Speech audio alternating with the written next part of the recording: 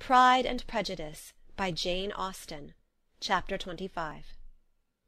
After a week spent in professions of love and schemes of felicity, Mr. Collins was called from his amiable Charlotte by the arrival of Saturday.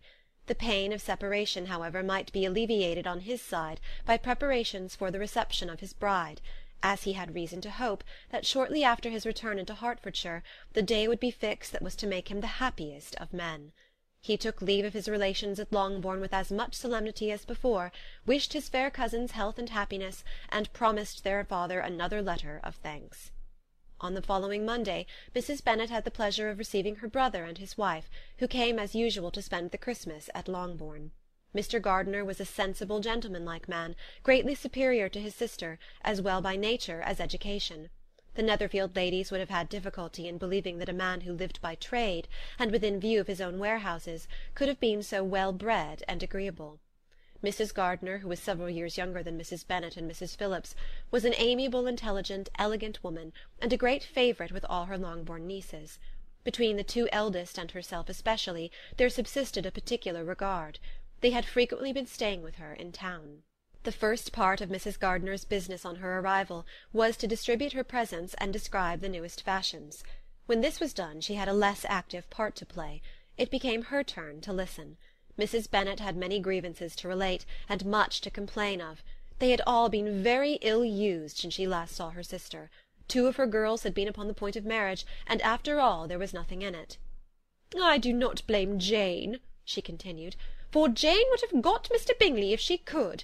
But Lizzie, oh, sister, it is very hard to think she might have been Mr. Collins's wife by this time, had it not been for her own perverseness. He made her an offer in this very room, and she refused him. The consequence of it is that Lady Lucas will have a daughter married before I have, and that the Longbourn estate is just as much entailed as ever. The Lucases are very artful people indeed, sister. They are all for what they can get. I am sorry to say it of them, but so it is. It makes me very nervous and poorly to be thwarted so in my own family, and to have neighbours who think of themselves before anybody else. However, your coming just at this time is the greatest of comforts, and I am very glad to hear what you tell us of long sleeves." Mrs. Gardiner, to whom the chief of this news had been given before, in the course of Jane and Elizabeth's correspondence with her, made her sister a slight answer, and in compassion to her nieces turned the conversation. When alone with Elizabeth afterwards, she spoke more on the subject. "It seems likely to have been a desirable match for Jane," said she. "I am sorry it went off, but these things happen so often. A young man, such as you describe Mr. Bingley, so easily falls in love with a pretty girl for a few weeks, and when accident separates them, so easily forgets her, that these sort of inconsistencies are very frequent."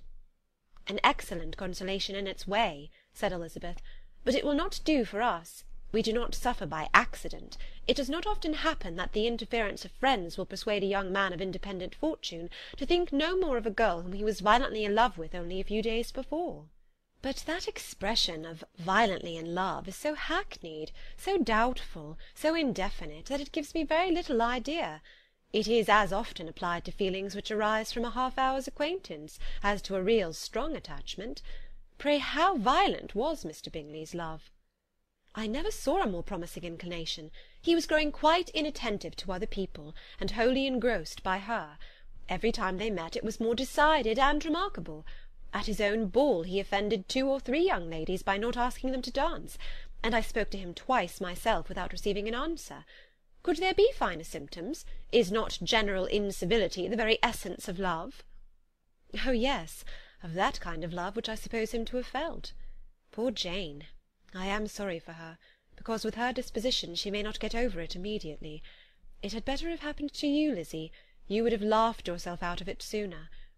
But do you think she would be prevailed upon to go back with us? Change of scene might be of service, and perhaps a little relief from home may be as useful as anything." Elizabeth was exceedingly pleased with this proposal, and felt persuaded of her sister's ready acquiescence. "I hope," added Mrs. Gardiner, "that no consideration with regard to this young man will influence her. We live in so different a part of town, all our connections are so different, and as you well know, we go out so little, that it is very improbable that they should meet at all, unless he really comes to see her." And that is quite impossible, for he is now in the custody of his friend, and Mr. Darcy would no more suffer him to call on Jane in such a part of London. My dear aunt, how could you think of it? Mr. Darcy may perhaps have heard of such a place as Gracechurch Street, but he would hardly think a month's ablution enough to cleanse him from its impurities, were he once to enter it. And depend upon it, Mr. Bingley never stirs without him. So much the better. I hope they will not meet at all. But does not Jane correspond with his sister? She will not be able to help calling. She will drop the acquaintance entirely. But in spite of the certainty in which Elizabeth affected to place this point, as well as the still more interesting one of Bingley's being withheld from seeing Jane, she felt a solicitude on the subject which convinced her, on examination, that she did not consider it entirely hopeless. It was possible, and sometimes she thought it probable, that his affection might be reanimated, and the influence of his friends successfully combated by the more natural influence of Jane's attractions. Miss Bennet accepted her aunt's invitation with pleasure, and the Bingleys were no otherwise in her thoughts at the same time than as she hoped by Caroline's not living in the same house with her brother she might occasionally spend a morning with her, without any danger of seeing him. The Gardiners stayed a week at Longbourn, and what with the Phillipses, the Lucases, and the officers, there was not a day without its engagement. Mrs. Bennet had so carefully provided for the entertainment of her brother and sister that they did not once sit down to a family dinner. When the engagement was for home, some of the officers always made part of it, of which officers Mr. Wickham was sure to be one, and on these occasions Mrs. Gardiner, rendered suspicious by Elizabeth's warm commendation, narrowly observed them both. Without supposing them, from what she saw, to be very seriously in love, their preference of each other was plain enough to make her a little uneasy, and she resolved to speak to Elizabeth on the subject before she left Hertfordshire, and represent to her the imprudence of encouraging such an attachment. To Mrs. Gardiner, Wickham had one means of affording pleasure, unconnected with his general powers. About 10 or a dozen years ago, before her marriage, she had spent a considerable time in that very part of Derbyshire to which he belonged. They had therefore many acquaintances in common, and though Wickham had been little there since the death of Darcy's father, it was yet in his power to give her fresher intelligence of her former friends than she had been in the way of procuring. Mrs. Gardiner had seen Pemberley, and known the late Mr. Darcy by character perfectly well. Here consequently was an inexhaustible subject of discourse. In comparing her recollection of Pemberley with the minute description which Wickham could give, and in bestowing her tribute of praise on the character of its late possessor, she was delighting both him and herself. On being made acquainted with the present Mr. Darcy's treatment of him, she tried to remember some of that gentleman's reputed disposition when quite a lad, which might agree with it, and was confident at last that she recollected having heard Mr. Fitzwilliam Darcy formerly spoken of as a very proud, ill-natured boy. Chapter 25